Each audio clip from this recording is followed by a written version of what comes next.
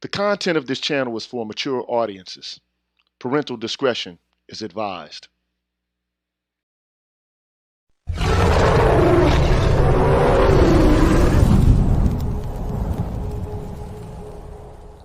You're tuned in to the Green Gorilla channel.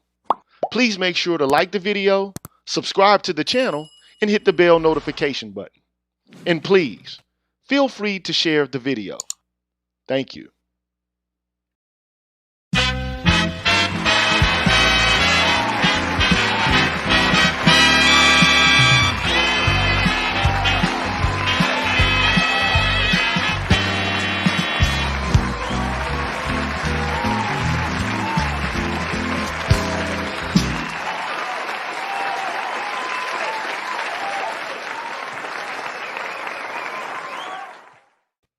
What's good, everybody?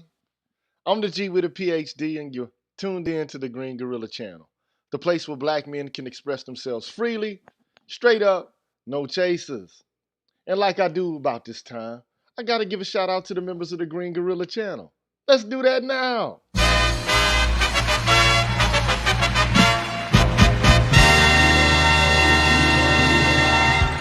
I want to give a shout out to Ab Media 83, NJ Progressive Indie, Damon Harris, Brian McMurray, Ethan Hines, Mr. Lou Meth, TD Hip Hop Media, Drew Main, Shop Talk Live, Jones Boy, Ryan Jackson, The Face, Mr. Heat, David the Man, Afro Analyst, NEU, Ronan Martin, Black Quizzard ADOS, Camp Low, Isa Abdul Sahir, Sir Anthony, Deshaun Nolly,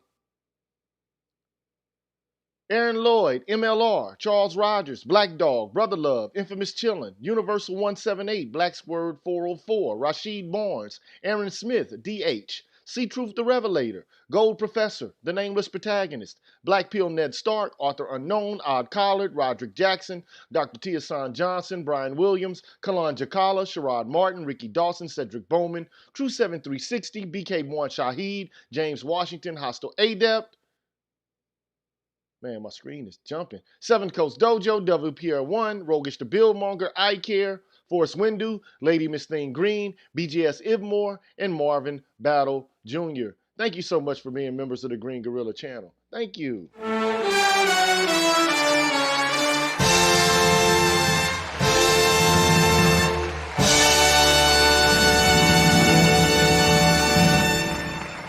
Thank you again for being members of the Green Gorilla channel.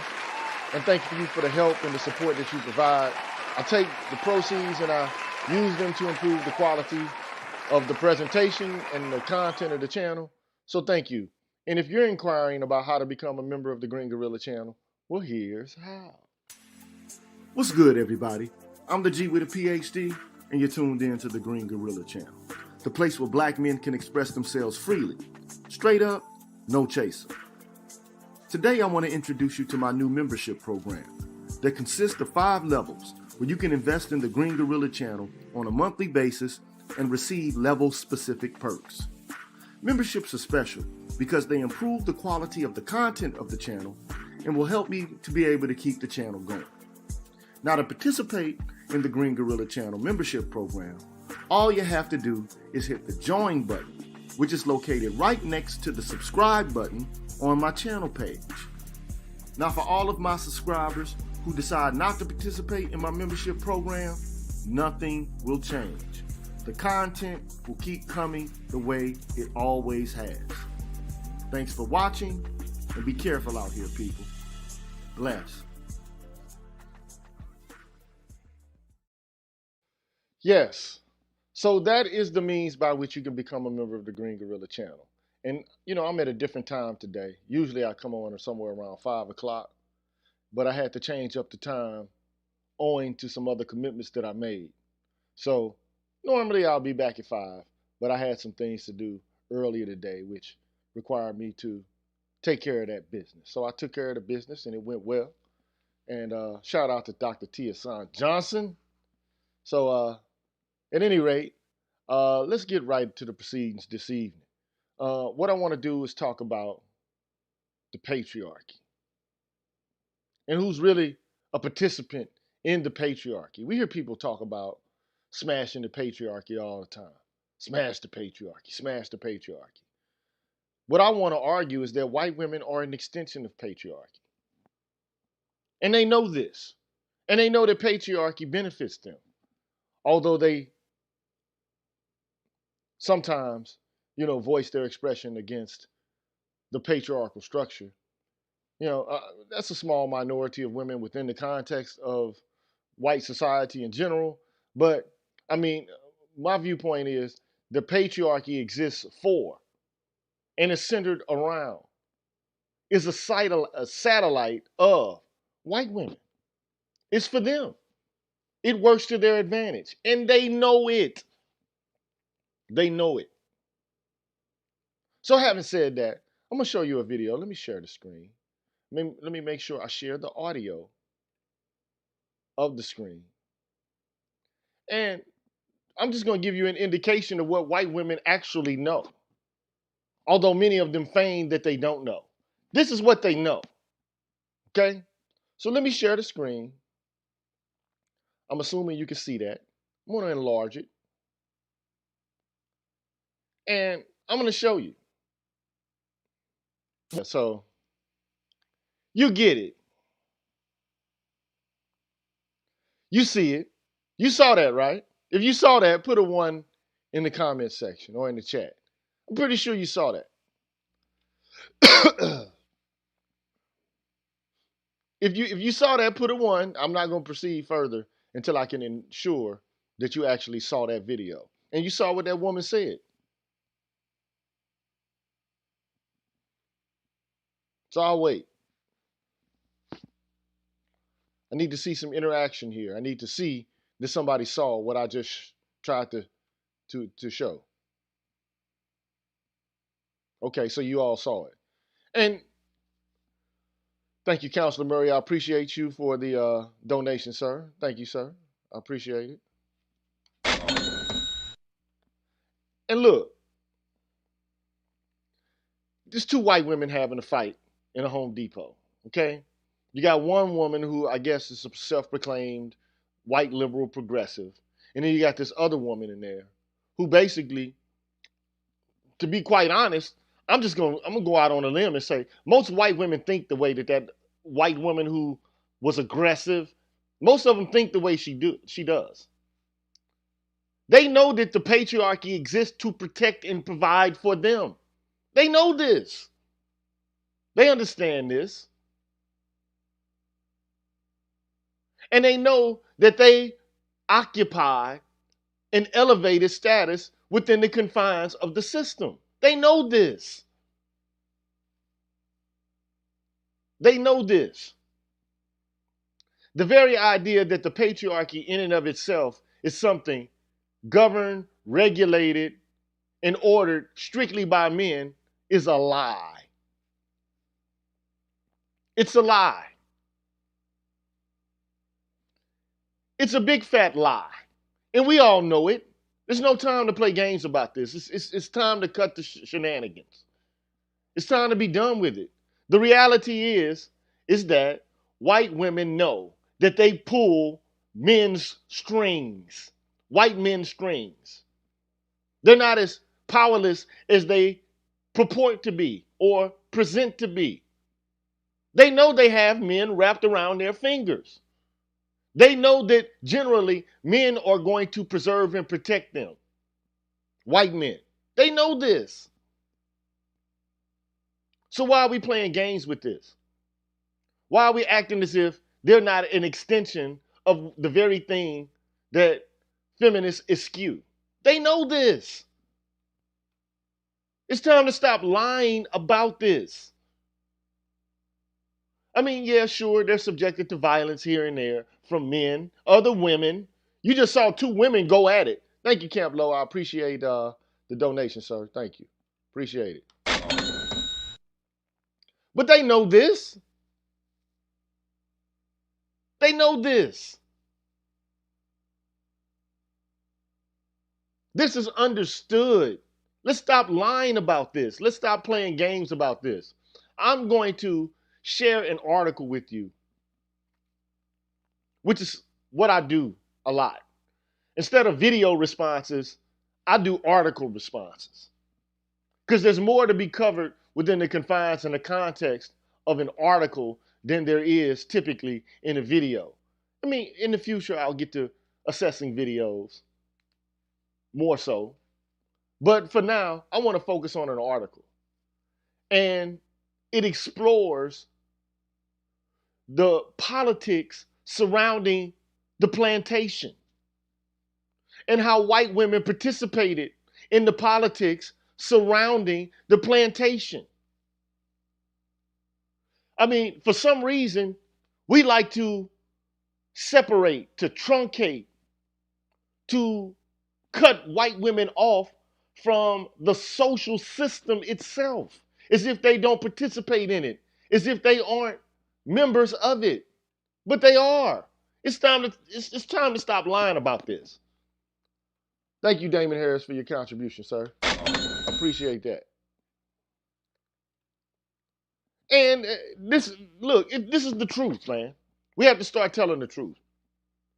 Tell the truth, shame the devil. It is what it is. I'm not trying to be ignorant. I'm not trying to be so-called misogynist. This is just what it is. This is the truth. Now I'm going to share an article with you. And usually I'd go off on somebody who's written an article, but I'm not going to go off on this person. They're an undergraduate student. So I'm not going to go off on them. Some things they get right in this article, some things they get wrong. What they get wrong, I will demonstrate and point out. What they get right, I'm going to demonstrate and point out. But to absolve women from any culpability associated with the politics of slavery is absolute ignorance. It's absolute ignorance. And this new school, this newfangled approach to smashing the patriarchy, I find it disingenuous. I think it's a bit, it's for the most part, not a bit. It's gaslighting. They participate in the patriarchy. They are the patriarchy. They're part of the Emmer effing patriarchy, man. They're part of that. Thank you, sir. ICP 13. I appreciate you for your donation. Thank you very much, sir. Thank you.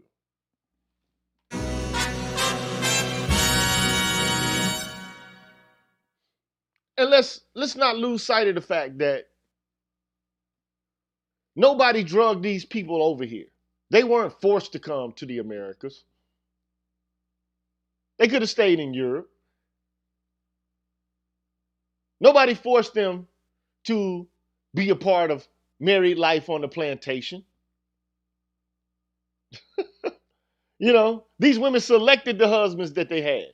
They said yes or no to the proposals that men offered to them. This we know this. It's time to cut the bull crap, man. It's time to be honest about this. Bottom line. So let me share this article. And I'm not going to be here long tonight. Well, I might be. It all depends. But let me share this article. Chrome tab. All right, I'm pretty sure you can see this here. That's not what I want to do. I don't want to print anything. I want to enlarge the screen. All right. Paternalism and Southern hierarchy. It's a good article. She gets some things wrong, but I think this is a good article. It's a good article. Paternalism and the Southern hierarchy. Even though it's written by an undergraduate, it's a good article. I said before, there's some things she gets right, some things she gets wrong. I will demonstrate to you what she gets wrong. And I'll demonstrate to you what she gets right. This article is written by Erin Mulligan. And she is a student at Ramapo College of New Jersey. I'm not going to go off on Mulligan as I would others. Because she's an undergraduate, so I will not do that. But I think this is a good article. It's a good paper, and it's in, the the Journal of History for a reason. It deserves to be there. It's well written. Okay? So anyway, this is what Miss Mulligan says about white women, white Southern women. And I don't differentiate between Northern women and Southern women. Because let's be honest about this. We have to also be honest about the North. We act like there wasn't slavery in New York. Like slaves weren't sold on Wall Street. We act like the East Coast, is somehow absolved of the guilt of the burden of slavery. No, no, no, no, no, no. We're not going to play that game. We know it was slaves all up in the North. Now, eventually, it may have reached, a point to where slavery was outlawed in the North, and there was this division that led to the Civil War. But for the most part, even the Civil War itself wasn't fought in order to preserve the dignity of black folks. It was intended to preserve or to advocate for a new form of economics. That's it. It had nothing to do with the social hierarchy or the racial hierarchy in the United States. We know this because we have what Lincoln said about it. That he basically said that, I do consider black people to be inferior. That they'll never be able to blend with white folks. That they'll never be able to serve as jurors. That they'll never have the same rights as white people. This is Abraham Lincoln, the so-called emancipator, the great emancipator.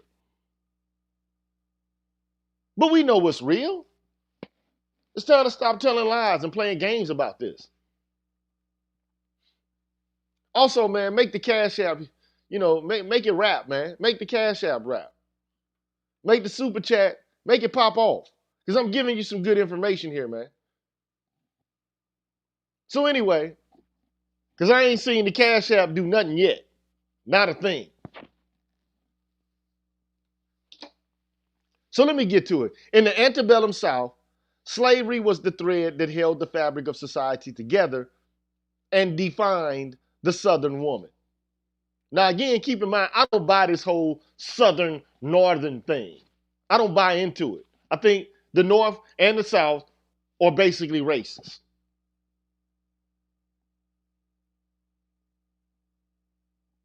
But we're talking about the plantation. And we're talking about patriarchy. The Old South, as it would later be referred to, was politically, culturally, economically, and spiritually built around the institution of slavery.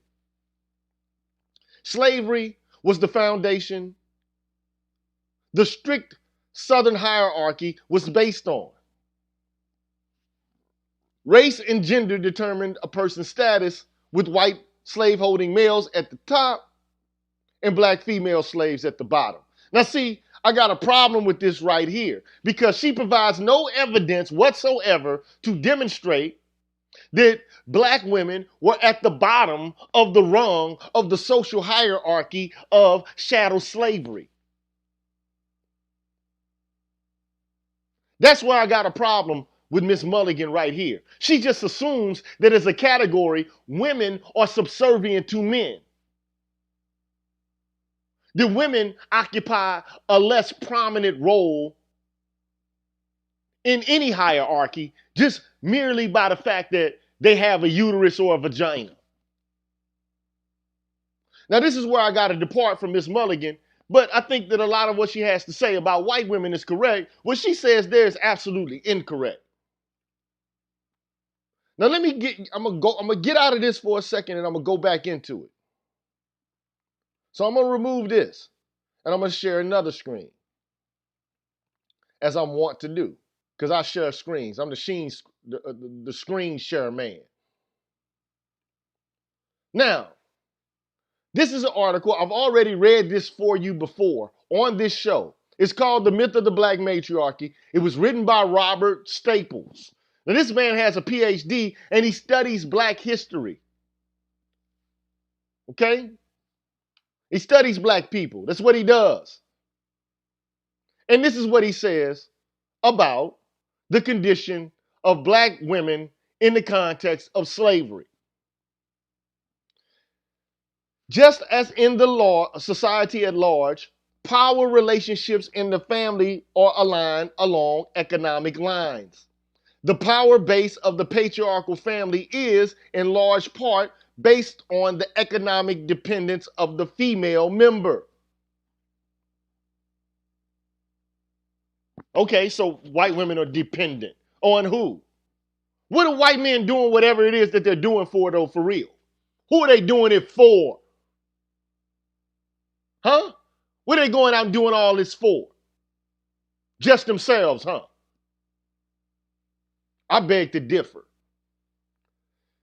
But anyway, he goes on to say, in the black slave family, the black woman was independent of the black male for support and assumed a type of leadership in her family life not found in the patriarchal family. Because we know a slave cannot be a goddamn patriarch.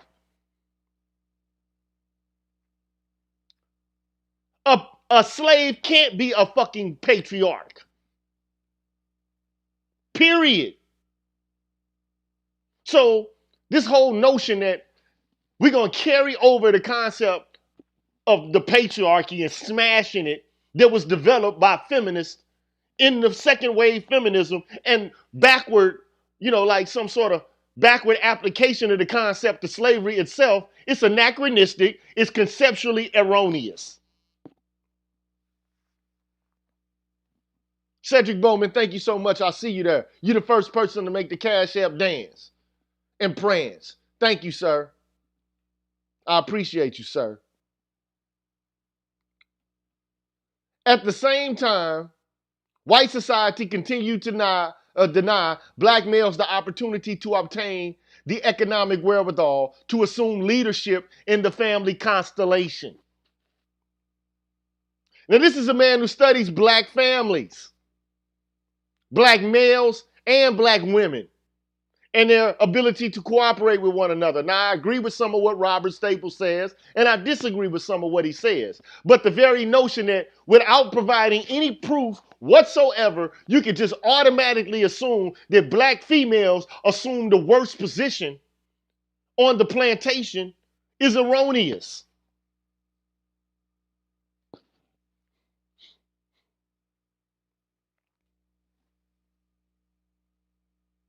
Now, I'm not saying that any position as a slave was a good position to be in. That's not the case that I'm making. But to just automatically assume that black men have it better than anybody else just in virtue of the fact that they got penises is wrong. In fact, we already know, I've been over this 100,000 times. Anybody that has any degree of ability to perceive what's going on in this culture or any other culture where you got people conquering or enslaving another group of people, you present the most vicious, violent forms of oppression to the men.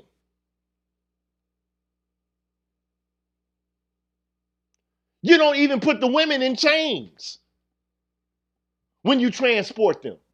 You put the men in chains because those are the ones who you know are going to present the biggest threat during such or the said transportation. They let the women walk around. You're free to walk around the cabin. Black man, keep your seatbelt fastened. But we keep playing games about the reality of slavery, predicated upon these female notions, these feminist notions that just came out of second wave feminism. This is crazy to me, man.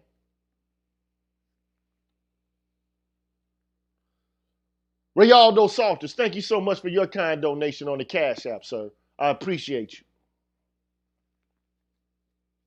Then he goes on to say, Robert Staples does, the reasons for this suppression of the black male are found in both the economic imperatives of slavery and the sexual value system of white America.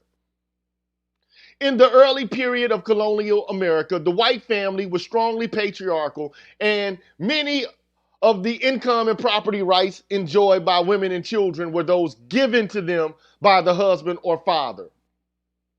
Then he goes on to say something I find extremely disturbing. But I see men do this over and over again. I don't understand why men continuously do this. I just don't get it. It befuddles my brain. It's like as if they are the shipwrecked sailors from Ulysses' ship and converted into pigs by Circe and don't have the ratiocinative powers to figure out that just because a woman is a woman and just because a man is a man doesn't mean that women don't exhibit or have the capacity to exert or exercise power over men, especially in the context of intimate partner relationships. If it were the case that men had absolute power over women in the context of intimate partner relationships of any kind, even where there's supposed to be de jure power applied to the male, then why do women end up doing gross and ignorant shit to men and able to force them to do shit for them that they wouldn't do for anybody else?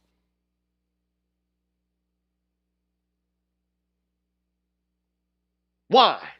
Why do men find themselves in precarious situations fucking around with the women that they're associated with in their lives?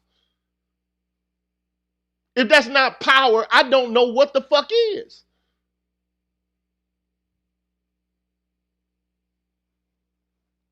But then he goes on to say that white women had a primarily shadow status. Really?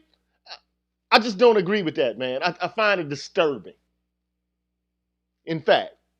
But anyway, what Staples gets right is the fact, and we know this, that black men never had any power above and beyond that of any other slave on the plantation. He didn't have control over what went down in the context of the family on the plantation.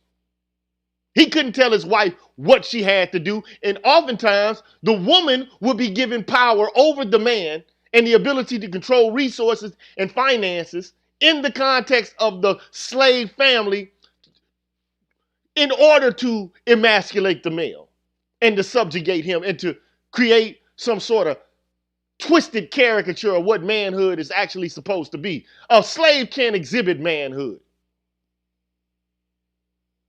And those that did end up dead. They ended up dead. So we're going to stop playing these games.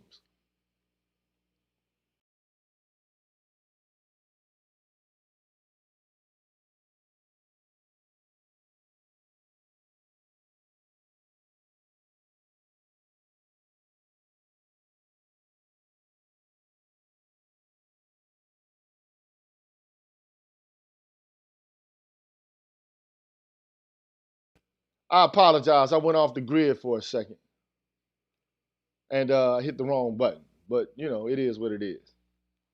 Thank you, Damon Harris, for your donation. I appreciate it. Thank you. But we got to stop playing games, man. We got to be real. And I'm not trying to preserve anybody's feelings or I'm not trying to hurt anybody's feelings. I'm just trying to keep it real, man. Either we're going to have rigor in the way that we study these issues, or either we're going to lie to people in order to make them feel better about themselves or some other such stupidness. We got to talk about the truth of the politics on the plantation to see if whatever is occurring today bears any resemblance to what took place on the plantation. I just don't have time to play games, man. And nah, this ain't about hating nobody. It's about discovering the truth. This is not about hating anybody. This is about telling the truth and getting to the crux of the matter. But we can't keep skirting around the issue and pussyfooting around it for the sake of so-called preserving the sanctity of womanhood or some other such ridiculous notion. All born out of white woman shit anyway. So let me go back to the article that I was reading initially. And I just had to provide my argument to you just in case you got it twisted. Just in case you got it twisted.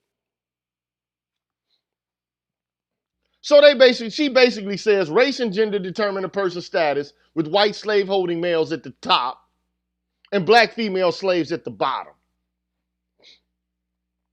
And this notion again, there was a woman who just wrote a book, They Were Her Property.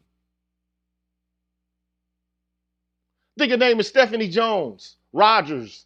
Don't quote me on it because my memory is not the best. I'm approaching 50. I'm almost a century, half a century into this thing. So I can't think like a young whippersnapper. But the whole point I'm trying to articulate here is this woman who wrote this book, They Were Her Property, is able to demonstrate that no, it wasn't just women being given gifts of slaves. They actually went to the marketplace and bought and sold slaves with their own money, engaging in their own capitalist speculative endeavors. But for so many reasons, there's so many men who write academic treatises who are willing to only talk about how, well, women, they occupied a space of subordinateness and they were never able to actually exercise any agency whatsoever. Come on, bruh. Come on, man. That's you know what that is? This is that. I'd do anything for you. That's what that is. That I'll do anything for you. I'll even write lies.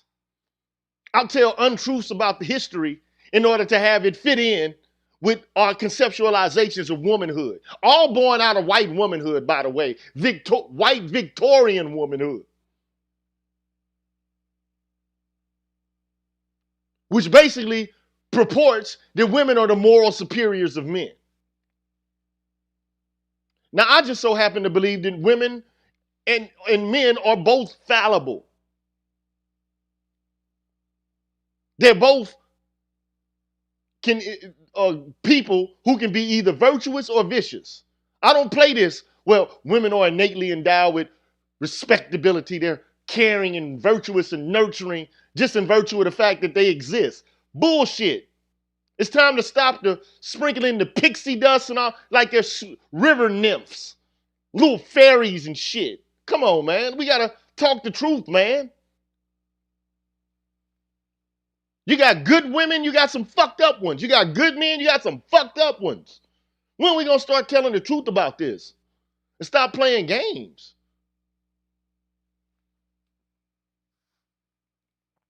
But anyway, going back to the article. So this every time they talk about hierarchy, they got to put this white man at the top. But then what they also lose in the translation is that every white man on the plantation wasn't at the fucking head or the top. Because I can guarantee you, the family of a plantation, the son didn't have more power than the mother, especially until he reached a certain age. And a mother, man, you know how these women, man, you ever see the Game of Thrones? And how women can twist men's desires, especially their sons. You see the evil woman, the little white woman with the short hair, how she was able to manipulate her sons and get them to do whatever the fuck she wanted them to do? Come on, man. We just got to be real, man. The idea that women don't have any power is just a lie. It's always been a lie. So anyway, slaveholders, large and small, were at the pinnacle of the Southern society, and the possibility of future slave purchase kept non-slave holding families tied to this paternalistic hierarchy. So the slaveholders are the most prestigious, large and small.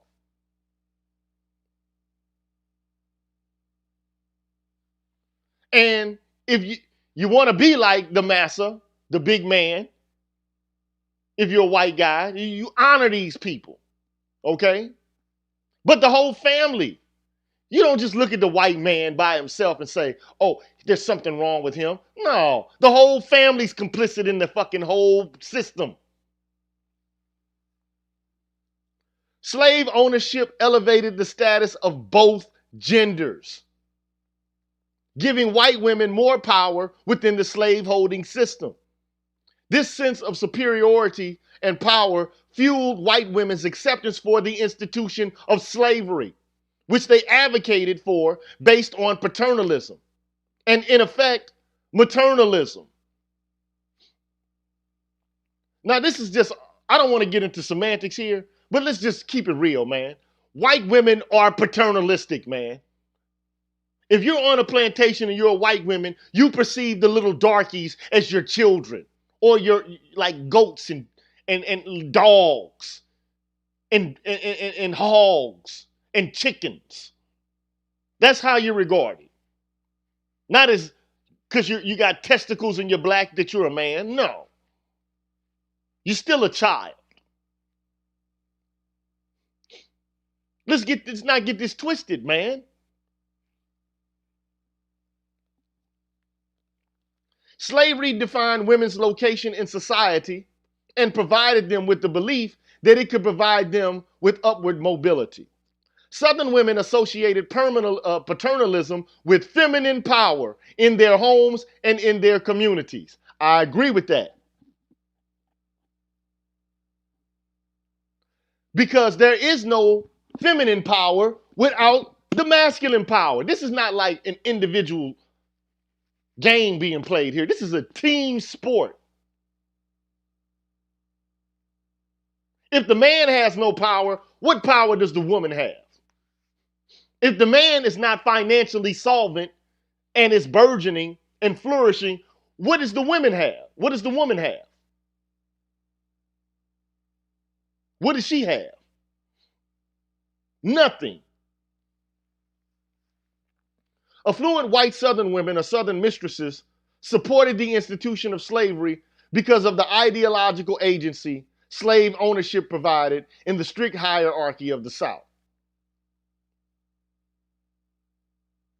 Along with non-slave owners who shared their want for enhanced status, many Southern women were staunch advocates of slavery. They used paternalism to justify it while still adhering to their prescribed gender roles and actively sought to personify the moral arguments in support of the institution that gave them power in the larger society and the domestic sphere. Now, see, what she doesn't do is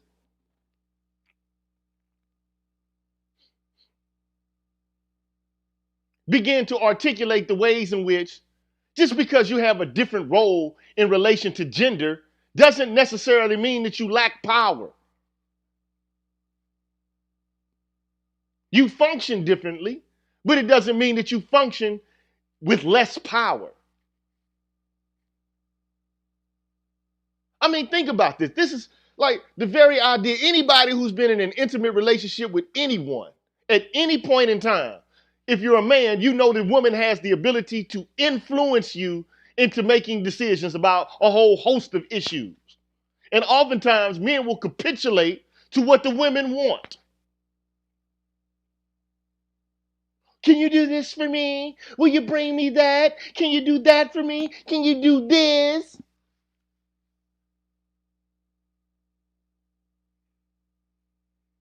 Like, let's just be honest about this, man. And I'm not trying to be ignorant about this. But to argue that women don't have power over men in the context of intimate partner relationships, even if the man thinks he's the boss. I'm the boss. Huh. Okay, well, that woman still can get you to do a whole host of things just by asking. Will you do this for me? And if you don't do it, you know what the consequences can potentially be. So let's just be real about this. So at any rate,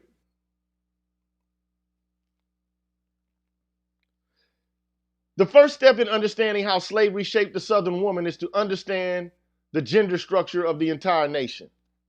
The South, highly dependent on the institution of slavery, was drastically different from the North. I don't think so. I'm just not buying that. Because we already know that slavery existed in the North. You had a whole bunch of slaves in New York, Virginia, which is I consider part of the East Coast, might be the South, but still is part of the East Coast. Connecticut. Anyway, however, both portions of the nation conform to the ideology of domesticity. Americans subscribe to the idea that there were two separate spheres, the public sphere belonging to men and the private sphere belonging to women. The public sphere involved the outside, the corrupt, the immoral, and only men were strong enough to face it without manipulation or defeat. Women seen as biologically weak were fit to the private sphere where they provided their husbands with a moral sanctuary away from the emotionally draining public sphere. In this social framework, women had or only had a voice in domestic matters, including the home and child care, as well as moral and religious situations. These rigid roles limited the authority a woman had in her community. She had no voice in the public realm, which I find to be absolutely absurd again. But I'm going to talk about this briefly before I pass on in order to make a point. Because this point has to be made. And it's often glossed over. When you talk about the public and the private sphere, you got all these women complaining about how they haven't been granted access to the public sphere. And that's all well and good once all the men who engaged in public activity, so-called outside work, go around the fucking planet killing and slaughtering motherfuckers. Then they come back and they set up the goddamn, the camp. Now you want to partake. Now after everything is settled and done and the dust has been settled, now you want to start complaining about going out fucking side and doing the dangerous work when there ain't no danger left. See, what you fail to realize, what gets lost in the translation, is that all these damn public institutions that these motherfucking white dudes got established were all predicated upon the work of going out and slaughtering and killing and murdering and taking shit from people. That's what you fail to realize. Let me give a bomb on that one.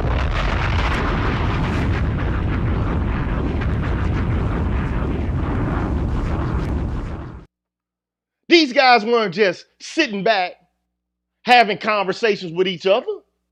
These men were actually out going throughout the world doing rugged, ignorant, savage shit to people. Now, did the women really want to partake in that? Did they really want to have a say over how all that shit went down? Let's just be honest about it, man. Do you want to go out and be conquerors, rape, pillage, and plunder? Is that what you really want to do? Because that's what these motherfuckers did. And they had to establish institutions amongst themselves to ensure that that process ran smoothly. And I don't see these white women turning this shit away. I don't see them saying, oh, well, what you're out here doing in the world is bad, Charlie. You shouldn't be doing that. Them motherfuckers took all that bread, man. That's like Bill Burr said in the Saturday Night Live skit. All that shit we were out here doing, you took the blood money. You accepted all this shit. You loved it. Because you loved what it could get you. And now after all the dust is settled and it's all said and done, now you want to point the finger at us and talk about how savage we are. Come on now.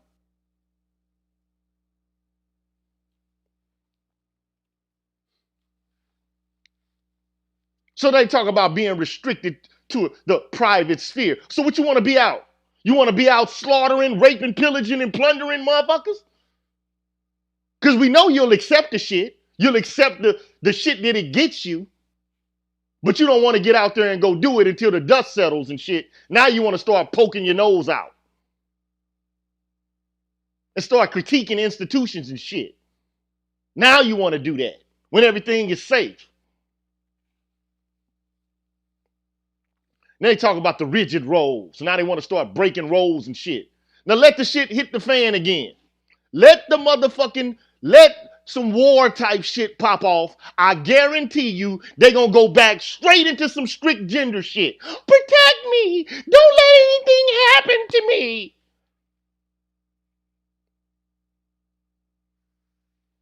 I ain't come to play tonight, man. I'm just come to tell the truth, man. And I ain't trying to be ignorant. I'm just trying to tell the truth about the nature of reality.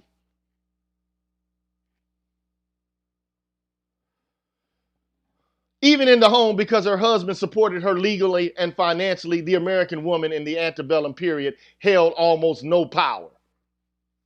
Really? None whatsoever, huh? She couldn't tell Alexander shit. She couldn't tell him nothing at all. Nothing, huh? That's just the way gender relations go. I've never seen a relationship where a woman can't tell a man nothing. I've never seen it. In my fucking life, I have never, ever, never, ever, ever seen a situation where a woman can't tell a man nothing. Never, ever, never.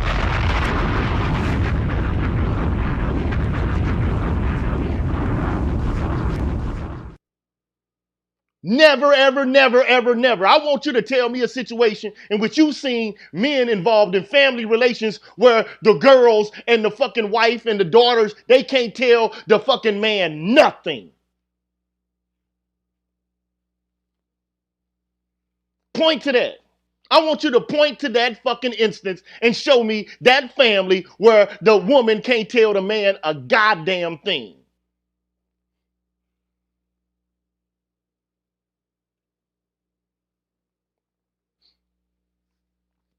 So that's more shit I don't agree with. But anyway, I'm digressing. I think the article's still good.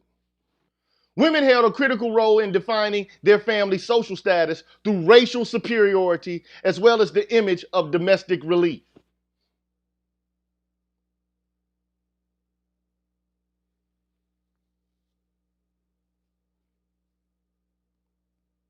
So the preservers of racial inequality are white women.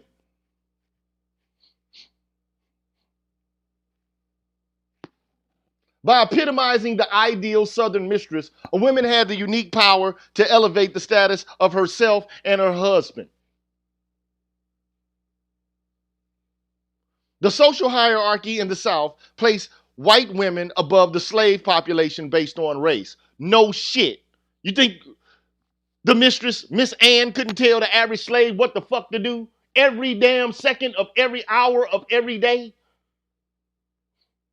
Oh, they have no power, though. There's no power. Women have no power. Get the fuck out of here. It makes no sense to say that shit. Every white woman in the South had power over black men and black women.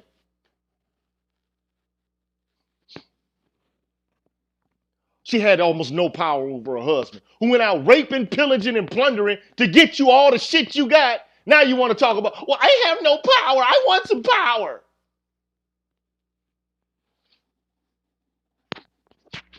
It's almost sickening to hear this shit.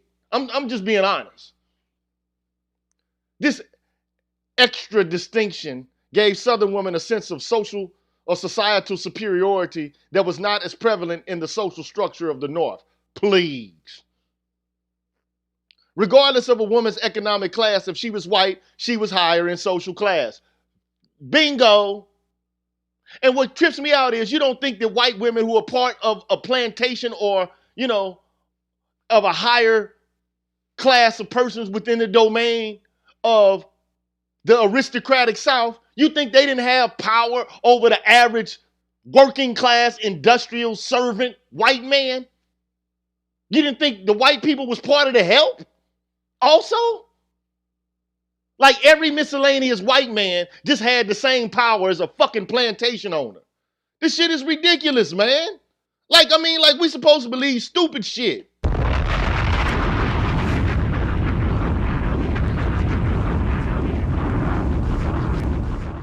So you mean to tell me the average private in the Confederate Army or a corporal or a sergeant had more esteem and more power than the fucking wife of Jefferson Davis?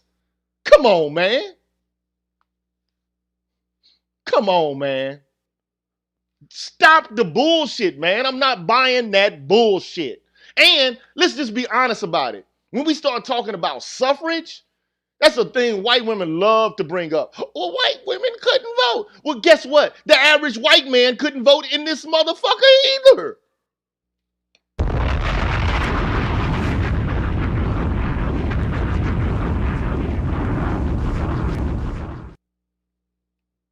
I'm just being honest, man. I'm just being honest.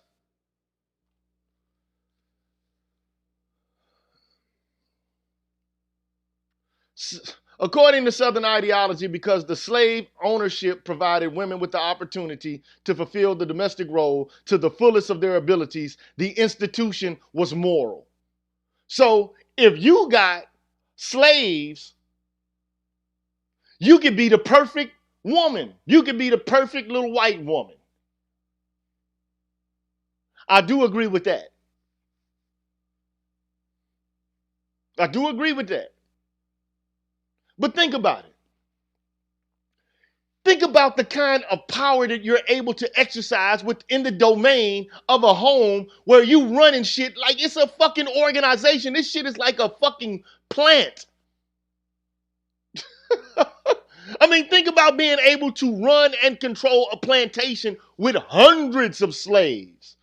Dozens upon dozens upon dozens of slaves producing cotton, tobacco, hemp, sugar. This is not a small operation here. This is no small scale production here. This is a great deal of power and control.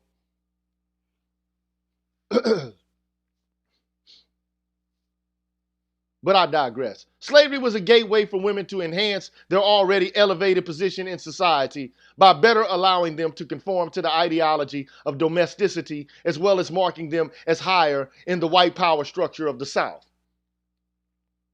Again, people act like the domestic is somehow inferior to the public, and that the men in the public sphere are doing all these great and wonderful things, whereas the domestic life is all fucked up and inferior to it, just because it's occupied by women. I think that's a crock of bullshit.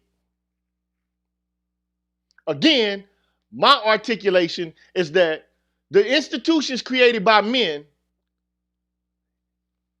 I'm talking about the Congress, I'm talking about the House, the Senate, and all these other offices, the presidency, all of this shit was oriented towards war. That's what it's associated with. Primarily, it's about war and ordering the spoils of war. After all the dust settles, then you get all these people starting to worry about, and then now they want to make qualms about, well, who's running it? Well, women need to have some power too. But let the shit go back to the banal, the hackneyed, the trite, and let shit get real again, and it's time to go to war again. Watch how the shit changes. Watch how women don't want to go out in the public anymore and be part of the public anymore. I guarantee you that shit.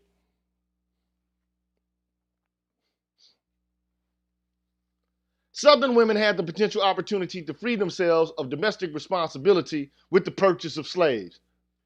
No shit. Purchases that improved their status in society and their homes, leading them to support the institution. Not only did a slave purchase alleviate them from domestic chores, it also provided them with enhanced agency in the home over their slaves, men included. This complex social structure shaped women's opinions on slavery in two ways. First, women used slaves to help themselves assume the role of an ideal housewife. And second, they held agency over their slaves, giving them a sense of power otherwise absent to them. This is how I know that white women are an extension of the patriarchy. They're an extension of this shit. Southern women, therefore, while still in the confines of the domestic ideology, experience the private sphere in a drastically different way than Northern women due to the added defining elements slavery held on their identities. Oh, sure, okay, great. So that's why you got white women in the South, right? I mean, who were more pernicious than white women in the North. So white women in the North are just these beacons of fucking sociality and egalitarianism as it pertains to racial relations, right? That's what we're supposed to buy here. That's what I'm supposed to believe here. Because slavery doesn't exist anymore. But the superiority, the privileged position of white women remains. In the North, the South, the West, the Midwest, all around this bitch, from sea to shining sea, across the mountains of Appalachia to the plains, fucking all over this hole. Let's be real.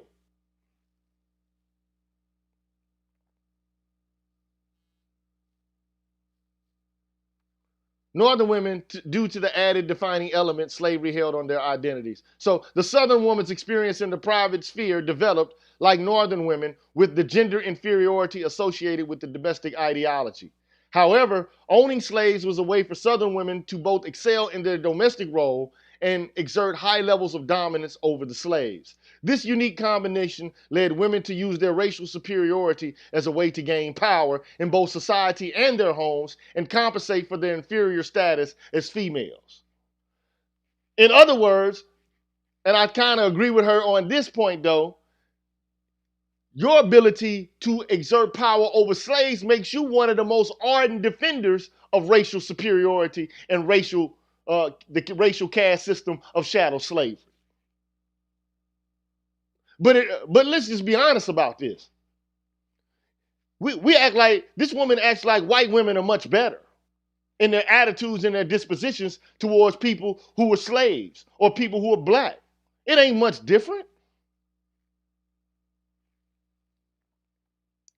The paternalistic structure of the South had an effect on the way Southern women experienced life and why they felt slavery gave them more power within it. In the North, women lived under the structure of a rigid patriarchy. Really? I mean, here we go again, talking about the rigid structure of patriarchy, as if women had no ability to influence any actions, any purchases, anything within the life of a man. Absolutely fucking absurd. Absolutely absurd. I've never seen the context in which a man has so-called power over women and just order them around like, you do this now. I ain't never seen it. Ever, never. I mean, I have never in my fucking life seen it. Ever. But I've seen women do the shit. I've seen that shit. I've seen a woman tell a man to do some shit, and the man jumped like how high? Oh, you want me to cross a river?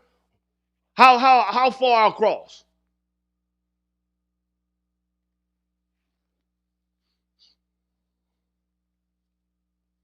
I'm telling you what I seen with my own motherfucking eyes. Would you bring me this, please? You be all the way across town. Would you please bring me this, please? Oh, I got a flat tire. Would you come, please? Will you drop everything you're doing and give me what I want, please? Will you reach this for me, please? Will you open that for me, please? Will you put this together for me, please? Will you give me some money, please?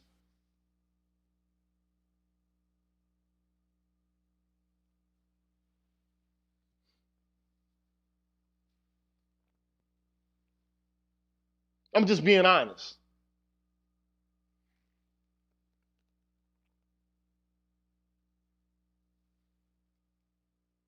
I'm just being honest. Paternalism allocated men not only as the head of their families, but also of their slaves. They became father figures to the community as a whole, treating the slave population as a benevolent father would. Oh, please.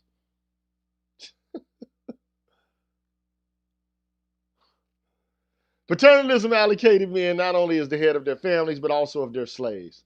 They became father figures to the community as a whole, treating the slave population as a benevolent father would. These father figures did not see themselves as ruthless masters, but caring overseers who had the interest of their slaves at heart. Are you fucking serious? Are you really serious, Miss Mulligan? Did they really see themselves as that? This intricate family structure was a defining difference between the women of the North and the South. While it gave men the most power in the home, it in turn provided women agency over the slaves as their husbands' figurative children.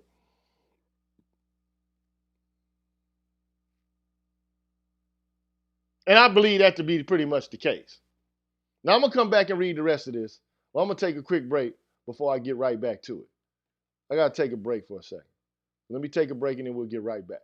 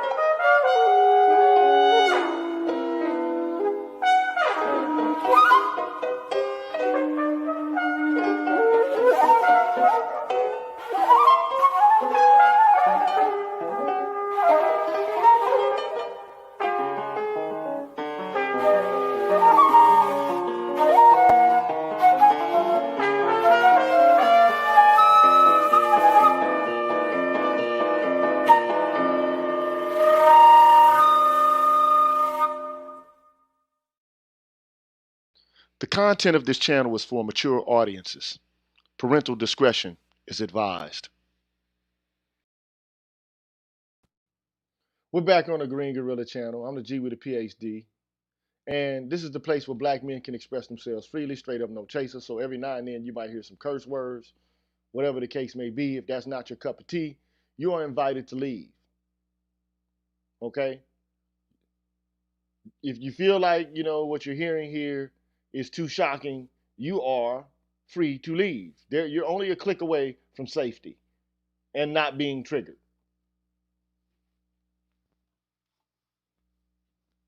So getting back to this article.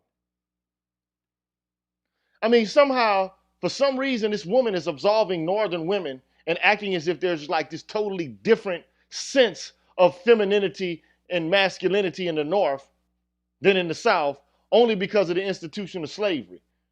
I just don't buy that, man. I don't see that as real. I don't see it as real.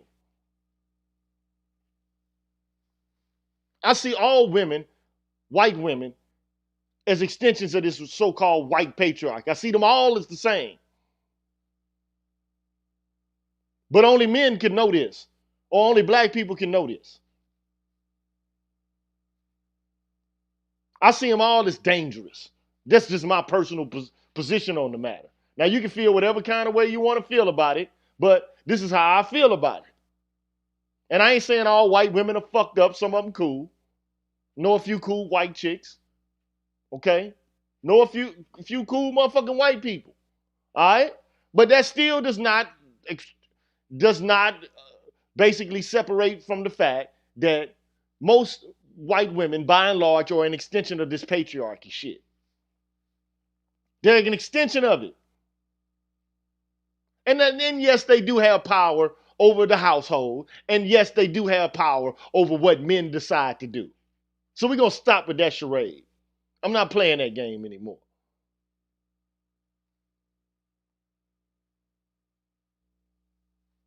So anyway, she goes on to say the paternalism not only affected the status of the masculine ruling structure, but also had a correlating effect on Southern women as they became vital components of the structure, especially in the context of slave purchases. Southern men used the argument of domestic relief when purchasing slaves. These men used their wives as another symbol of their status. Oh, they used them, huh? Okay. The more their women fit the stereotype of the Southern mistress, the greater their reputations became. The purchase of a slave to relieve their wives of labor elevated their status, and the image of a family could be highly affected by just the appearance of a burdenless housewife. How's that for your fucking, your work gap from domestic chores and shit? How's that for your domesticity gap? So you got men seeking to ease the burden of the women having to perform domestic chores and labor. But still, they're even more patriarchal because of this, right? This shit, the kind of mental gymnastics you had to go through to make sense of all of this is dizzying to me. It's really dizzying. And of course, all of this must be insulting to women, right? The purchase of a slave to relieve the wives of labor elevated their status, and the image of a family could be highly affected by just the appearance of a burdenless housewife. Women were critical to showing a man's masculinity, and the purchase of a slave directly and positively affected this delicate balance of morality and status.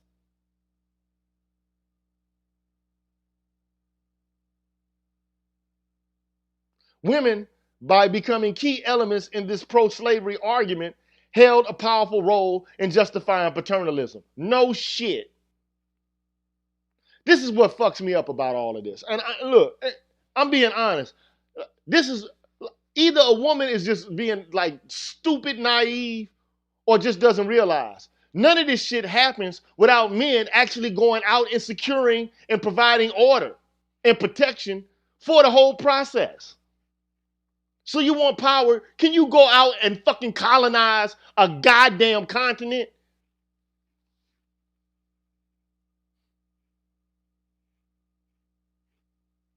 And create the material wealth to argue and complain about? This shit just, I'm African American. I'm the descendants of slaves. So I'm looking at this shit even confused, scratching my fucking head.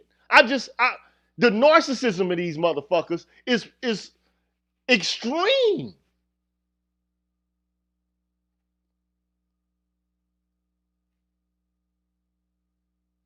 None of the shit that they enjoy, that they want to be they're so eager to be a part of, would even fucking be possible without the barbarity of these men. The brutality. And none of these women turn this shit down. They still ain't turning this shit down. In fact, they're demanding that a man have more of a capacity to bring them some shit. Because I don't want no scrubs.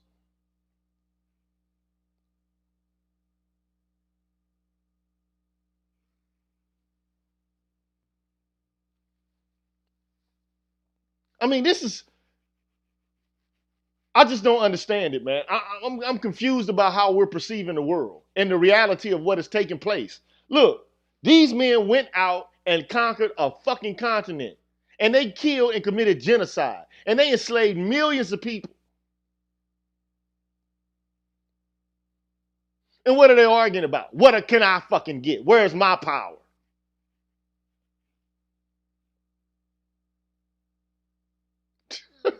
You talk about some ungrateful shit. I'm just being honest, man. I'm talking about this is like super high level ungrateful shit. I'm just being honest. I'm not cutting any, like, I'm not being nice anymore. Fuck all that. I'm toxic.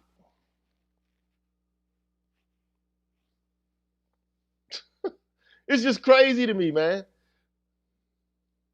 So women basically were trying to uphold men's masculinity. No shit. This position gave them superficial power in Southern society. Superficial? I don't think being able to control fucking dozens of people and direct their energy and efforts is somehow some superficial shit. I just don't see that. I'm sorry. That's not superficial power. That's real world temporal fucking power.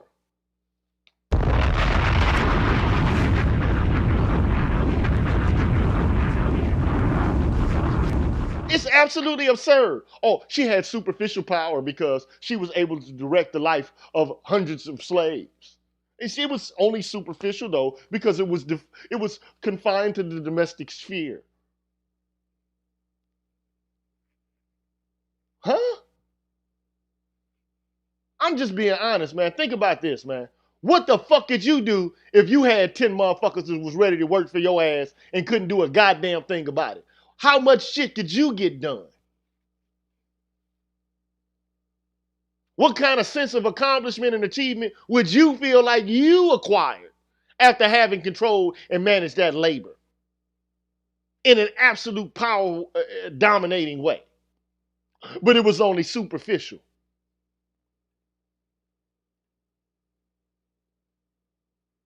Come on, man. Like the fucking mental gymnastics the hoops you got to jump through in order to even be able to comprehend this shit is amazing to me. It's amazing. Paternalism defined women's roles in the domestic sphere and society, shaping the expectations for Southern women, whether they had 100 slaves or none. Only 1/3 of the population held slaves at the onset of the Civil War. However, those few elite slave owners set the standard for the entire South. Plantation mistresses set the ideal for all Southern women. They were powerful, and that power allowed them to be perfect feminine idols, relieved of heavy burdens, with leisure time to spare. Oh, how hard must it have been to be one of those women? They really had it rough because they couldn't really make the laws and pass the bills and shit. What a rough life. What a fucked up life, right? They were powerful, and their power allowed them to be perfect feminine idols, relieved of the heavy burdens, with leisure time to spare. In reality, many plantation women held the arduous task of managing their slaves as well as participating in domestic chores just to keep the self-sustaining plantation afloat. Oh, really? They had to actually do some fucking work? Some of them? I guarantee you most of them didn't have to do shit if they didn't want to. And how fucking hard is it to tell somebody what to fucking do?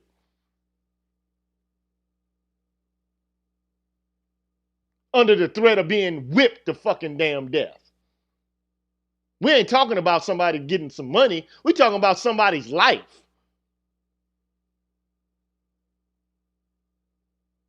Now it's hard on them and shit. I mean, like, which way is it? Are they relieved of burdens, or do they have burdens because they got domination and control?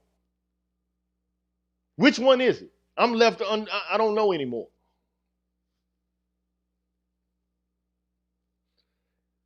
It was more important to appear to be relieved of domestic work though the Southern mistress often had difficult daily duties. Must be hard controlling all that labor. Must be difficult. Working with the paternal structure, women assumed the role of savior and mother to their slaves. The savior and mother? Women therefore solidified their husband's moral and economic status at the same time they boasted their own sense of power on the plantation. In other words, they were a participant in the plantation, man. They were part of the plantation structure. They were patriarchs, man. Bottom line. They were fucking patriarchs too, man.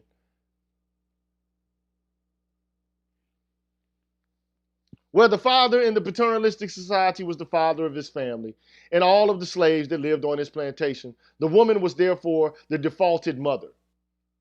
According to the ideology of domesticity, this mother figure held agency over all that was included in the private sphere. With this logic, women claimed to have complete power over all domestic affairs, including all slaves owned by their husbands. Paternalism served two purposes in this way. It allowed women and men to validate the morality of slave owning, and it gave women a legitimate sense of power in their society. A woman assumed the role of a maternal guardian for the slaves on her plantation. She cared for them. She loved us. Made sure they were healthy. Got to make sure we got that health care. Got to have healthy slaves. Organized them and made sure they were doing their chores on the plantation. This critical role in the management of slaves gave women tremendous power in their domestic sphere. They did not deviate from the ideology of domesticity in this way, but used the power to advocate equality of the spheres. This equality formed a major argument in support of the separate spheres ideology. The spheres were equally important, however. Women were just a better fit for the domestic sphere. Women of the South saw their heightened agency within their domestic sphere as evidence of that argument.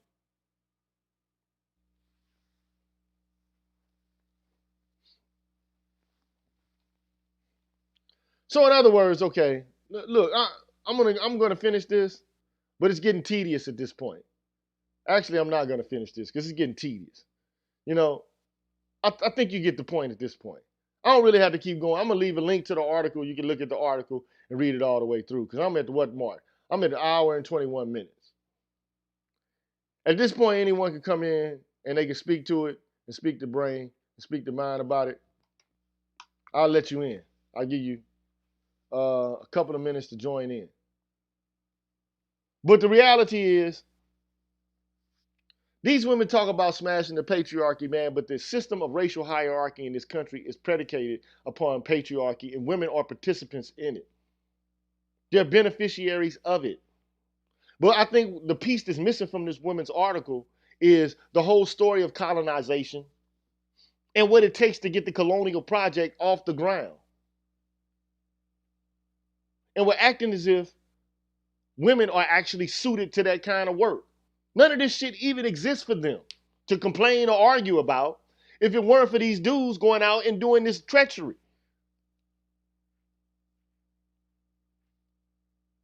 The smoke clears. Now it's time to start bitching and complaining about how I want more to do. I don't want to be stuck here. I don't want to be relegated to this sphere. I want to do what you're doing. Until it's come time to do some shit like murdering and killing, which I'm going to tell you, to keep a society going, you got to do some of that. Of course, though, we imagine that we live in Shangri-La, some bullshit. Oh, it's only men doing this. You know, it's so wrong. Come on, man. Look at nature. Let's just be honest. Women kill. The very idea that women don't kill or involve themselves in violence is a lie. Of all species have violent females. All of them. From spiders to fucking fish to birds to lions or lionesses to fucking turtles, man. Rhinoceroses, the whole fucking nine. Nature is violent, man, and human beings are part of nature. But it just so happens that amongst the human species, women, for some reason, have been left to the point where you don't have to do none of this work. You don't have to do no killing work. In fact, I don't think they don't want to have shit to do with it.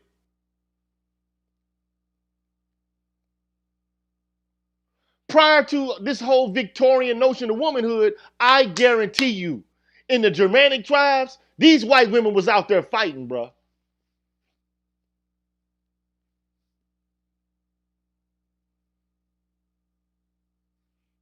Real talk. Go look back at them damn, their portrayals of women in history in the Germanic tribes and see if there weren't some women out there fighting too. Now, I guarantee you, if they was out there fighting, I guarantee you they would have had some say about what was going on militarily, politically, or otherwise. I guarantee.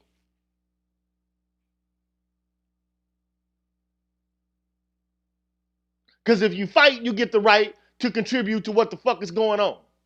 If you part of the hustle, you get some proceeds from the hustle. If you just sit back on your ass and expect to get it through the beneficence of somebody else, well then you don't have any control then.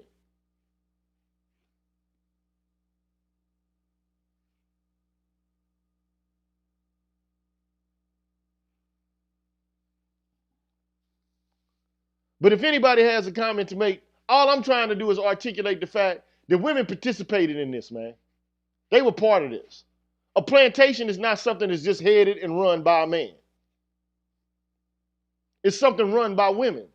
And they participate in it. They protect the structure of it. But I think she's wrong about the North and Northern women. Because Northern women preserve racial hierarchies just as fervently and ferociously as Southern women.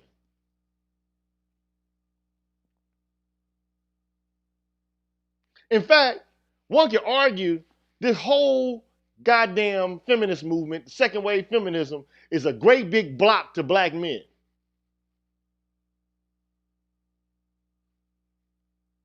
Can't have the monkeys running shit. Not them. But see, and nobody's gonna tell you this. They're gonna tell you a whole bunch of bullshit. I don't have time for that, man. Not I. I'm not gonna play those games. I'm gonna tell it to you straight, no chaser. Now we could talk about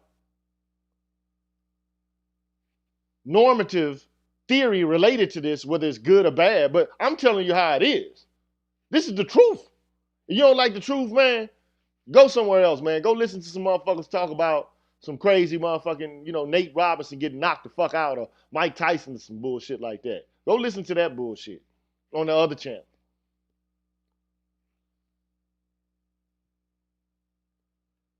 Chaos Rain, welcome to the stream. What's going on, bro? What's good, Green Gorilla? What's good, man? Talk to me, man. I'm gonna get you in, and then I'm the, gonna get you out. The myth of patriarchy has to be erased, debunked. I'm not sure why people still believe we still live in a patriarchy. And throughout the little history that is revealed, that's not the case. I've seen it now, even to the point where, the other word I'm not going to refer to, that we're living under someone else. I remember one lady went on another person's channel and said that black men are in a patriarch amongst their women in this community. And the dudes had to sit there and rip her a new one.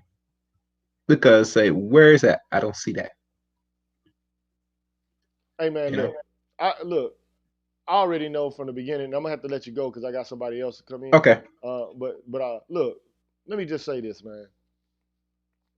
Black men know for a fact that they have no fucking power. They know that they have hardly any political power. Like to take, for example, the brother in the damn restaurant in Dallas. Now he has power over his restaurant in virtue of the fact that he's a restaurant owner. But he did that through the sweat of his brow. He put work and sweat equity into building his business, man. But in terms of being a patriarch, being able to tell women what to do, he's telling people what to do in his restaurant. That's his restaurant. Let a group of motherfuckers come in my restaurant with that bullshit. I'm going to kick their ass out. If they don't get out, I'm going to call the police. If the police don't hurry up and come and these motherfuckers start clowning, I'm pulling out a shotgun and somebody going home in a fucking body bag. Somebody going to be calling their mama crying like a motherfucker. Because it's some dude going to be there basically going to try to cape for these motherfuckers. Or anybody else. If some dudes start tripping, I'm gonna trip with them as well. Get your ass down off my furniture, man.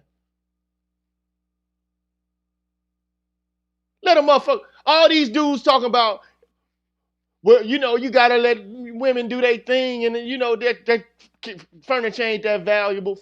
Let a motherfucker come and stand on your coffee table in your house. Get up on your kitchen table, start swinging their feet and shit. That same dudes will be the first motherfucker like, hold on, bruh. What you doing, man?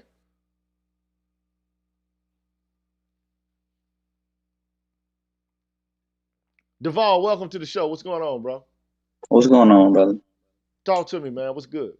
Now, I just wanted to ask you a question real quick, man. I just wanted to ask you, considering that you have an understanding of where feminism came from and where it stands right now, I just want to ask you, like, what did you think?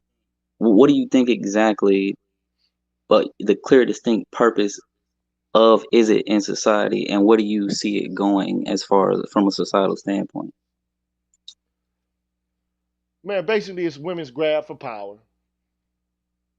But it's only done through the context of a kind of slave morality. That's all this is, man. It's like, I want power too. And they can't take it. They can't wrest it from anyone. Their cry for power is predicated upon ideals born out of men in modernity. That's my view on it. Now, if you ask me, first of all I can tell you is rights are a construct. They don't exist in nature. Men created the concept of rights. Okay? Now, prior to the current form of rights that we think, or the frame of rights that we think under, I mean, there was the divine right of kings. You had nobility and aristocracy.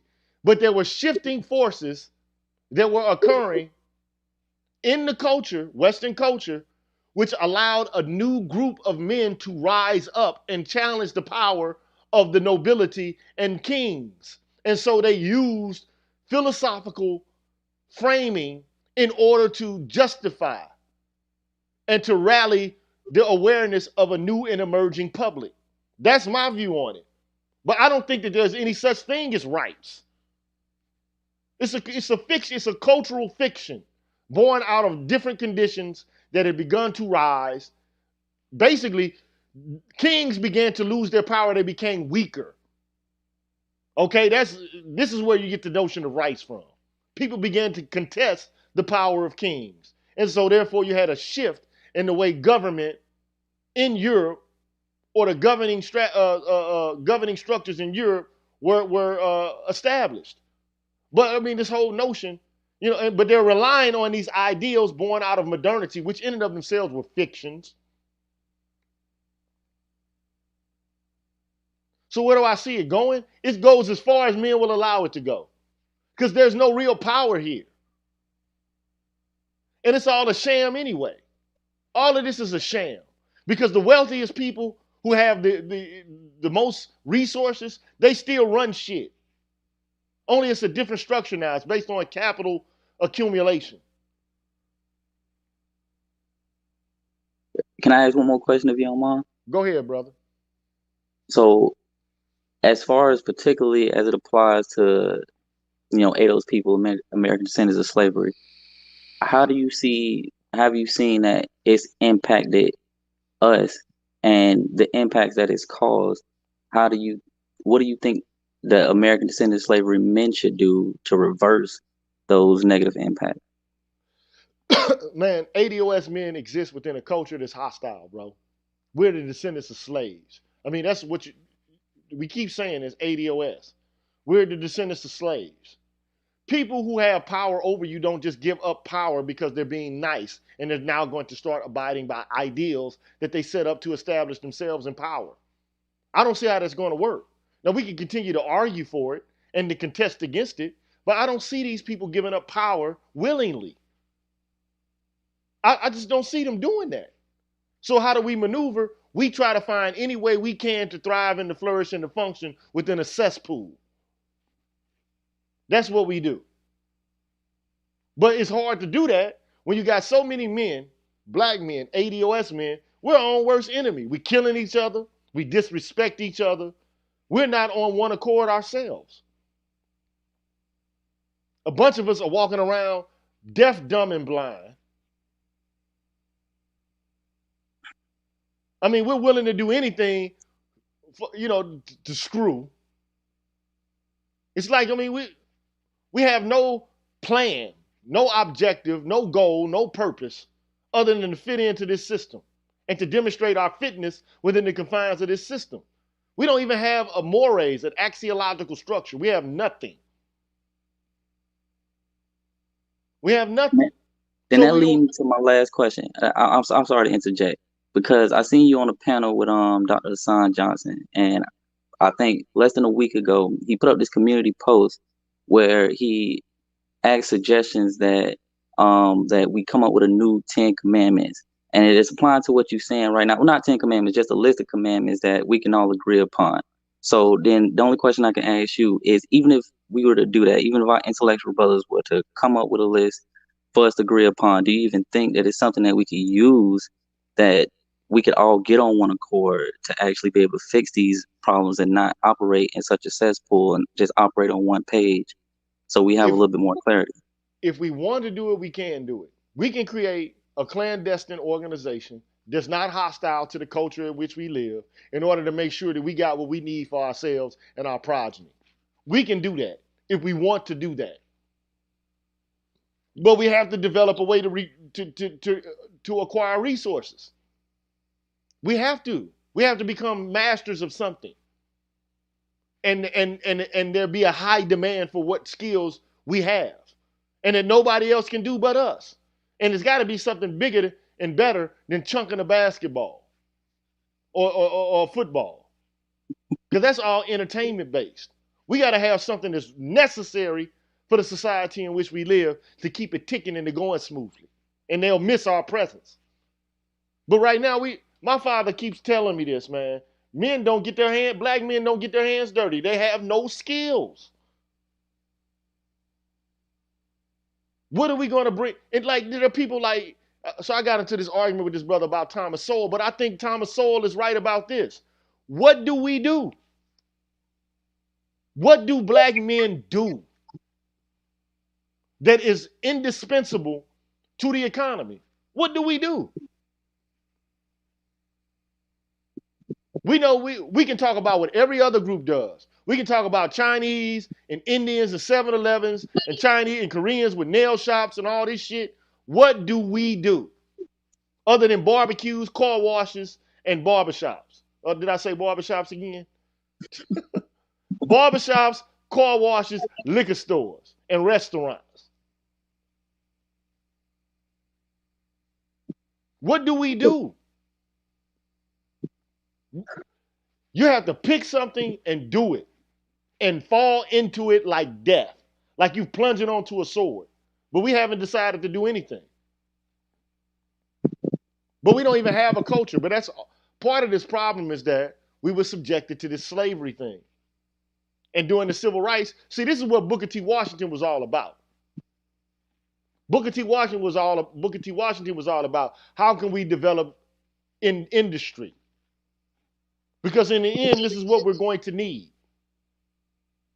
W.E. Du Bois had a different ideal. I think they were both right in their own way. You needed intellectuals and you needed industries. I wish they could have worked together. It's not an either or, it's a both and situation. I think Damon Harris here is on to something. Black men need to know how to do something. Every other demographic has something they know how to do, except for us. We know how to dance and shit. We know how to sing. I'm being ignorant, but I mean, like, we don't have, and we can blame white people on it. Yeah, okay, we can blame them forever. They're not coming to help us. They're not doing it. They are here to thwart us. So what do? It's going to take generations to do this, man. This is not going to happen overnight. It's not. And we can't wait for the white saviors, because they're not saving us, man. They don't believe in saving us. And then we are so duped. I mean, I can't believe how ignorant black people are. We went from Black Lives Matter, fuck the police, defund the police, to electing a white man who's 80 years old, who sent more black people to prison, or who helped to devise a schema to put more black people in prison than ever in the history of any demographic in the world. But we consider ourselves to be politically astute and on the cutting edge of justice. I'm confused about it. I am confused. Yes, I'm vulgar. Yes, I say things that may be out of whack. But this shit, to me, I don't understand the political moves we make. I don't get it. I don't get what we throw our weight behind. I don't get what we feel is progressive. I don't see how it's progressive. I'm confused, man. And it's not as if we don't have people from the era of the civil rights and the black power movements who were issuing critiques of the moves we were making. It's not as if they didn't write treatises on this shit, bruh.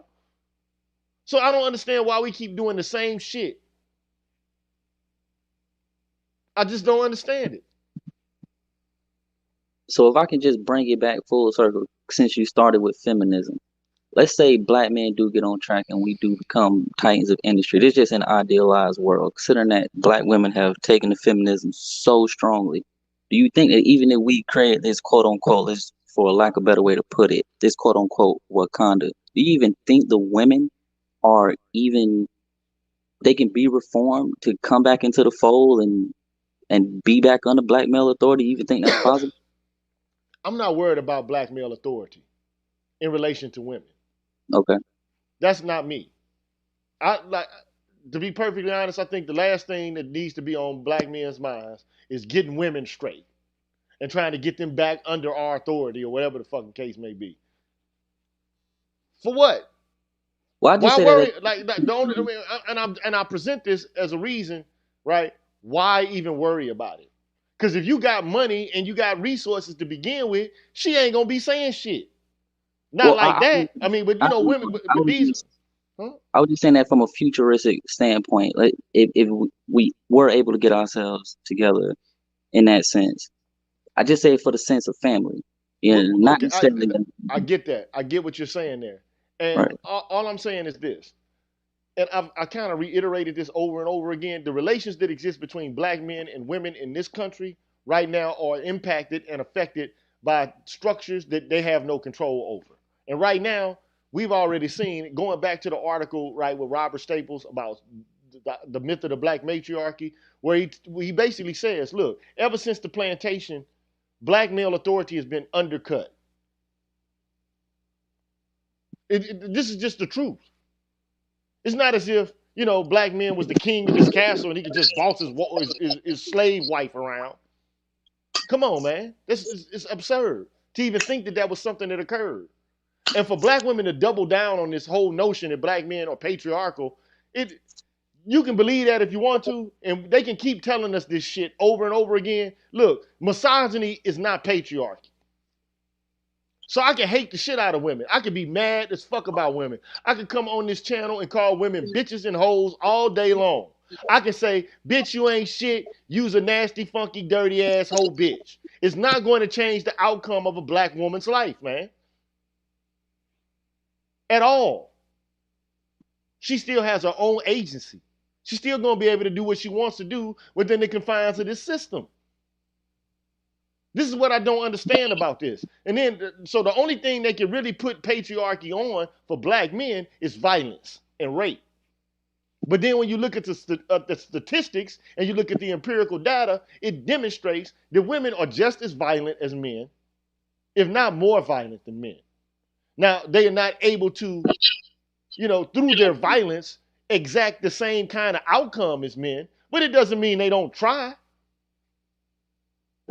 And it doesn't mean that they sometimes don't succeed.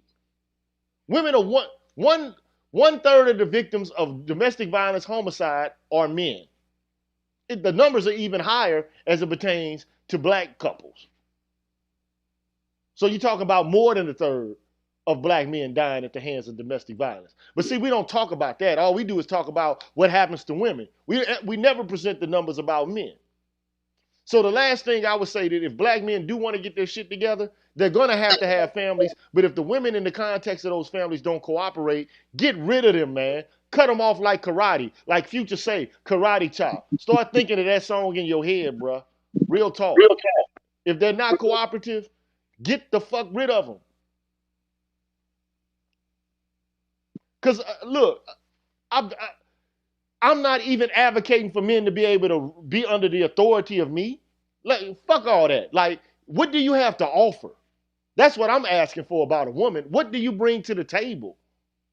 Motherfucking men had to start interviewing these motherfuckers and not stop falling into the pussy and becoming entranced by the WAP. Yeah, you want to start a family, but you got to be selective in who you picking. Just like they're selective in who they're picking. Are they not selective? Do they not have checklists on a whole variety of factors and features about who you are? Yes. But men are, well, she looks good. Come on, man. That's not good enough. And if the woman doesn't have the same values you have, you really need to cut her ass off. If you got a woman that's like automatically off the rip, confrontational, bossy, attitudinal, leave her ass alone. I know from experience, that's some shit you need to leave alone. Because that's going to be a problem, not an asset. You should be an asset to a woman. But they make sure they got the checklist popping. We don't have checklists. So I'm not trying to govern over a woman and tell her what to do, and I'm the boss of this woman. Fuck all that. Do I got a partner, man? Do I got somebody who I actually can run an idea by and through, and she can actually give me some cogent and reasonable advice? I mean, quite honestly, I mean, women are not just dumb as a motherfucker. Like oftentimes in this space, we like to, downplay the capacities and the abilities of women. That's the dumbest shit in the world, man. These women are crafty, manipulative, just like any other group of people on the planet, any other species, or any other member of a species. So find you a smart woman who actually has your best interest in mind, and it has a value system that matches up with yours. If they don't, cut them off, man. Get rid of them, because they're not they're going to be a liability to you rather than an asset. And also, though, I think that this culture, all it teaches is the worship of me. We are People in this culture are centered in the infantile ego. They love them some me. I love me some me. All this I love me some him. No, then people in it, I mean, men and women can combine are narcissistic and egoistic in this culture. And egotistic also. It's all about the culture of me. And then there's no substance there. We got people thinking good of themselves because they got a fat ass or something. Or they got muscles or something. So that's, I got good hair or some shit. Or, I'm light skinned. Like, these are the things we think that actually mean something.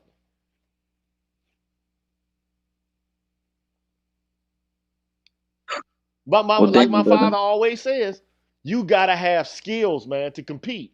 You have to have something that you can do to compete. You have to find a niche. This is not just, it's not just market niches. There are biological niches in nature. What do you occupy in terms of a niche?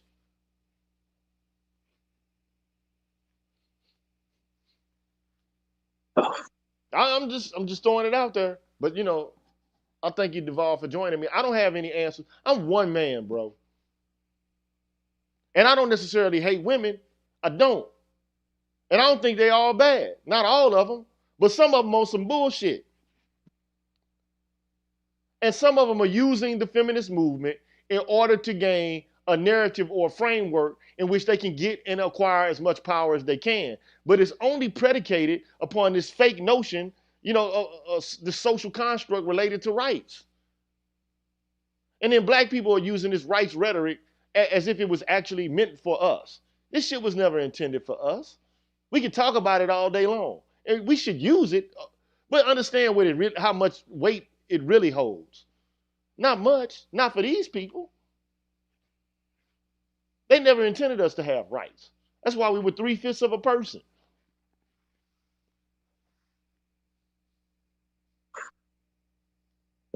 So, like, look, men and women are out here competing over resources right now. This is why you have these problems in the black community with women. They're competing over jobs and resources. And black men are still feeling like they are, obligated to provide women with resources. Black women know this is a shell game. They gotta know it. There's no way in the world that these women can be as educated as they are and to be lost to the fact that they have just as much capacity to go out there and enter the marketplace and to use it to their advantage as men, and even more so in the case of black men than in the case of black men. They have to know this. When they look around, they see more women. And that's for a reason. They know we're under threat. They know that these white folks got us under their thumb. They know this shit. They're not lost to this, man. They're not unaware, man. And all this we hate women shit. Look, I got 2 daughters, man. I want them to do well. I think that they will do well. If I had a son, I'd be worried. But I don't have a son. So I'm not worried about the girls, man. I'm not worried about them. My mother gave me this talk a long time ago, man. My mother and my grandmother set me down with my cousin, man.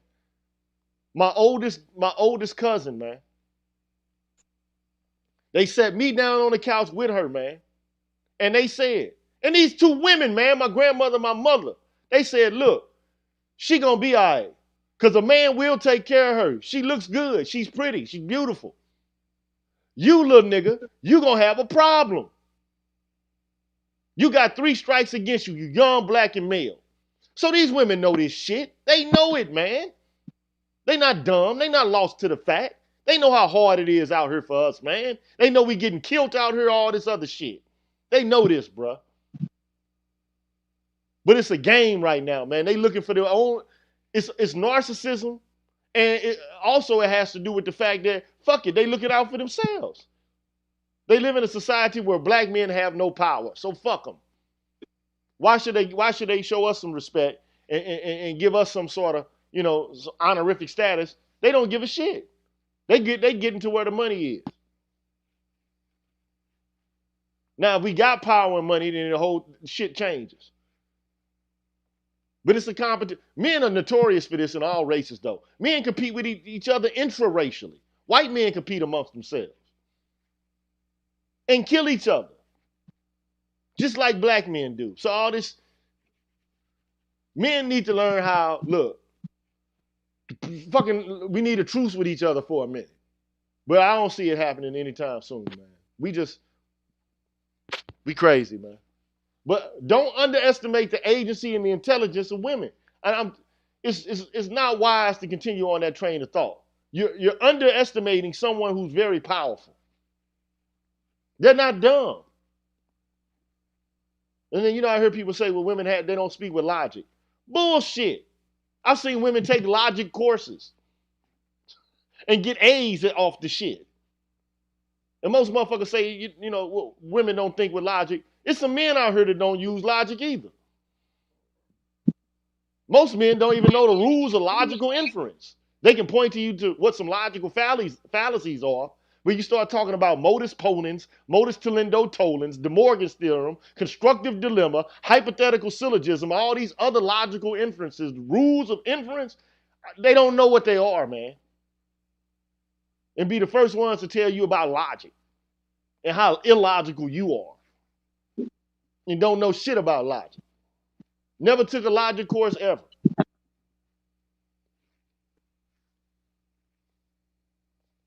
So we got to understand what position we're in, man. I believe in black men telling the story. I don't tell it perfectly. All I know is, man, the system is rigorous for us out here, man.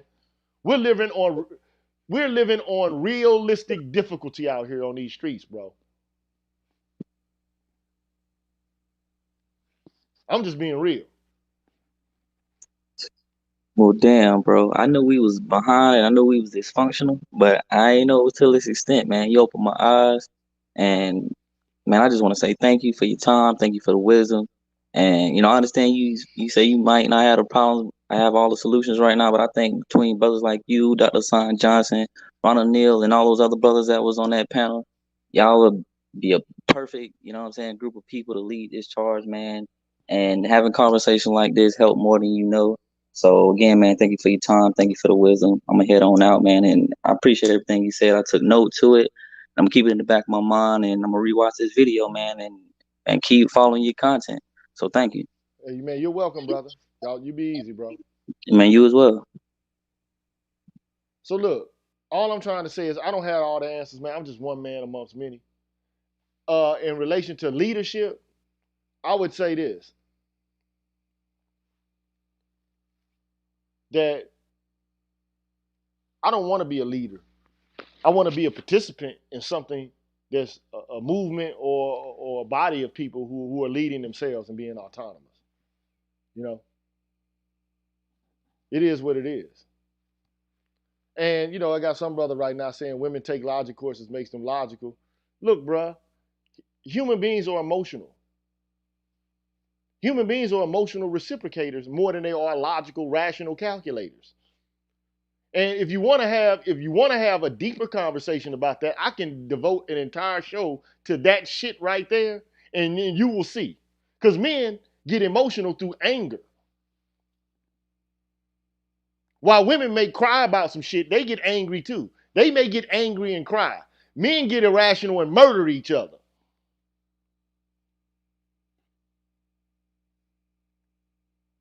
Now tell me I'm lying about that.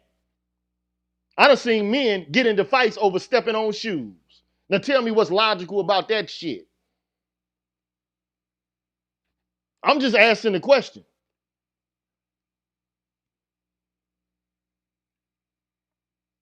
Both men and women do shit that's illogical.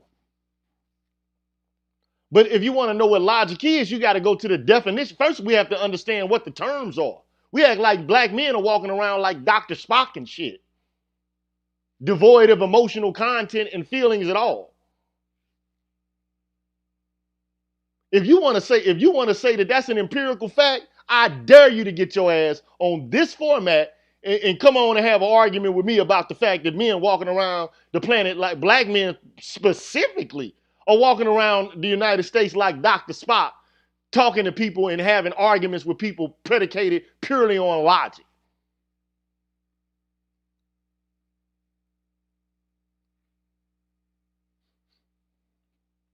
I dare you to come say that.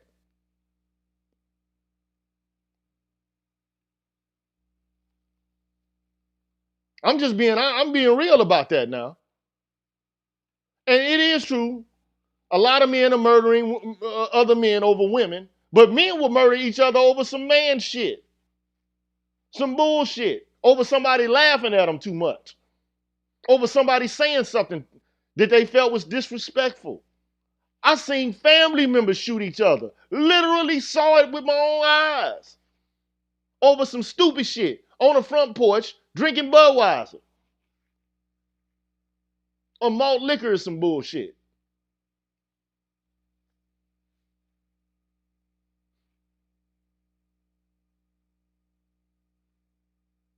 If you want to talk about planning and devising schemes, come on, bro. We got to be honest, man.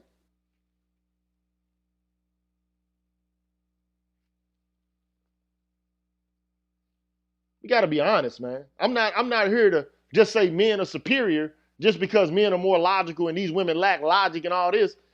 No, man. I'm not about to do all that. Now, when women fuck up and they wrong at it, I'm going to call them out and say, you fucked up and you wrong. But I'm not about to just, come out and just be like, okay, well, they have no logic. Shit, they doing pretty goddamn well logically as far as I'm concerned. They are orchestrating a plan and following that motherfucker through. Whether you like the plan or not.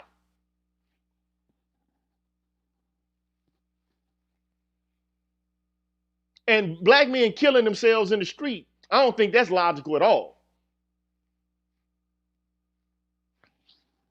But anyway, man, I digress. I don't want to get too far off into this, man. I'm almost at the 2-hour mark. I done went off on a rant. I ain't even expect to go off on a rant. I know I was going to yell and curse a little bit, but I ain't expect to yell and curse this much. Look, I love y'all, man. I'm a human being. I'm not perfect. I'm fallible myself.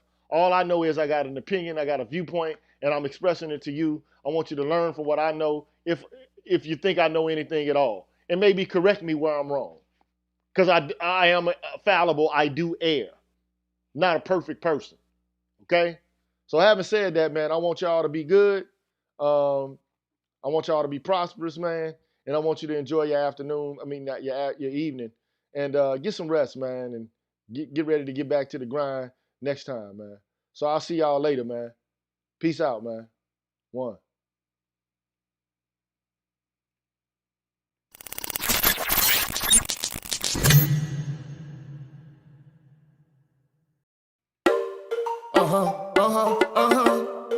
Yeah.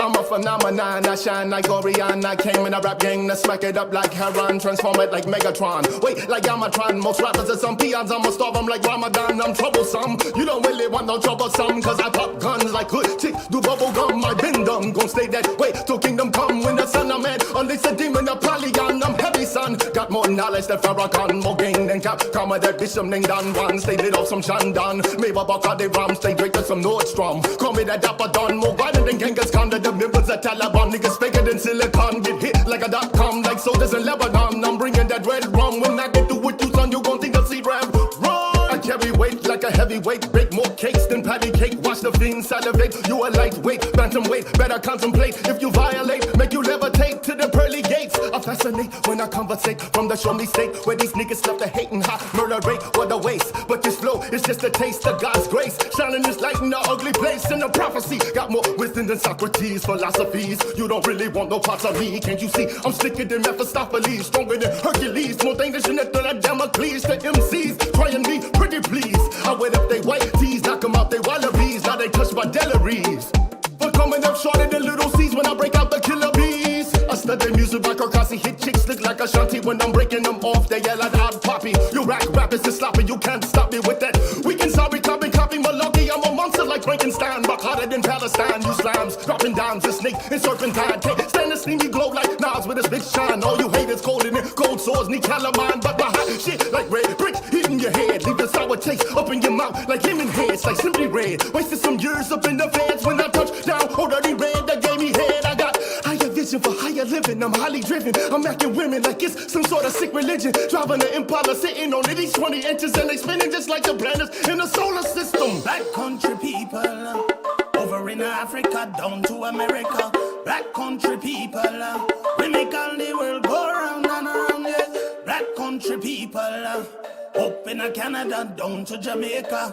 Black country people, we make all the world go round and around.